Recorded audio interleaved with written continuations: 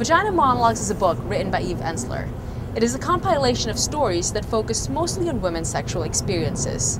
The book has been adapted to a show which is performed annually in Fordham. But for many years, Fordham students have had difficulty with organizing the show. Rebecca Geeman, president of ISIS, a women's club in Fordham Lincoln Center, gives us details on the issue. Hi, Maddie. Thanks so much for having me. No problem. Well, technically, ISIS does not sponsor Vagina Monologues. Okay. I, as a president of ISIS, am separately involved in Vagina Monologues of my own accord. Okay. The reason why that is because Student Affairs, while we're doing Vagina Monologues, does not recognize the 5 of us who run ISIS as ISIS.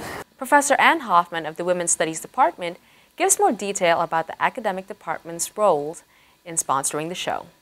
I'm part of the Women's Studies faculty, and so there's a logical connection to the student women's group at Lincoln Center, and that's ISIS.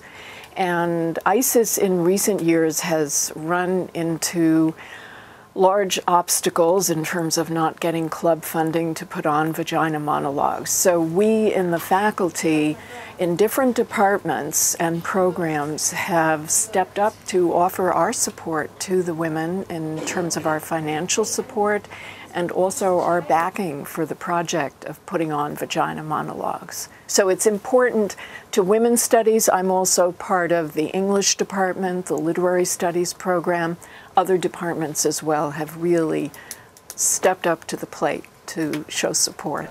Do you think that Vagina Monologues allows students, whoever participates, whoever watches the show, does it allow them to be more willing to open up about their own experiences of sexual assault?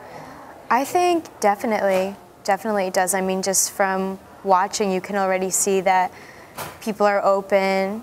I mean, it's not just women, it's men too, you know.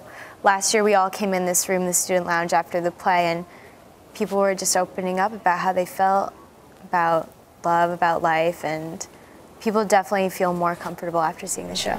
Do you think that these people who admitted that they were sexually assaulted, do you think that they would have been more willing to admit it if this show had not been put on?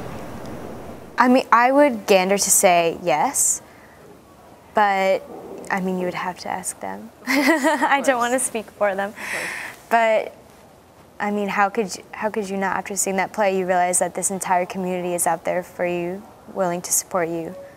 Maybe not Fordham Student Affairs, but we're there, you know. Because of the sexual nature of the show, some people believe that religion may be the main reason why the show is not approved in Fordham. But a Fordham Jesuit priest who refuses to be identified disagrees with this statement. He says that he doesn't think it makes sense to disapprove the show. The show is a set of narratives from true life situations. He concludes that he does not think that there is anything in the show that should cause it to be condemned by Fordham, even as a Catholic school. While the administration expresses concern about the monologue that deals with pedophilia, we have here Jerry Javier, who is a sophomore at Fordham Lincoln Center.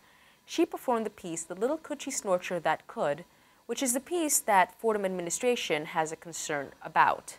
And she's here to offer her take on the piece. I absolutely do not agree with Fordham administration's reasoning for banning the monologue. I think that in no way does the monologue promote anything negative. The monologue, although she was 16 and the woman was 24, it's clear throughout the entire piece that she was ready to have this experience. This is Madeline Rivera reporting for I Am Fordham and Fordham Nightly News.